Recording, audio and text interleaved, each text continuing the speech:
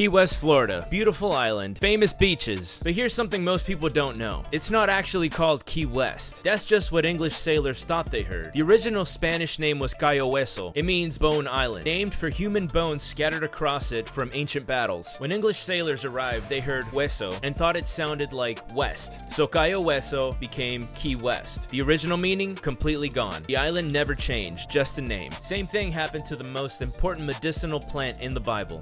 The original Hebrew word is Ezov. It appears 10 times in scripture: Exodus, Leviticus, Numbers, Psalms, and John, always in the context of purification and cleansing. Ezov was, and is, Syrian oregano. Oreganum syriacum, documented in the Mishnah, identified directly with the Arabic word za'atar. Jewish oral tradition in the Mishnah expressly prohibits Greek hyssop and identifies the biblical plant as za'atar. But when Hebrew scripture was translated to Greek, the Septuagint, Ezov became hyssopos. Similar sound, different plant entirely. When the 1611 King James translators read hyssopos, they assumed Hyssopos officinalis, a European plant that doesn't even grow in Palestine. Ezov became hyssop. Syrian oregano became a European herb. The original meaning, gone. And here's the kicker. The Latin Vulgate, translated in 400 AD, got it right. They translated Ezov as oregano. The Latin Church knew. That knowledge got buried in the translation chain and stayed buried for over 1,000 years. So why is it endangered? Ezov, za'atar, Syrian oregano. In 1977, Israeli ecologists declared it an endangered species due to excessive harvest. In 2005, stricter protections were imposed. Today,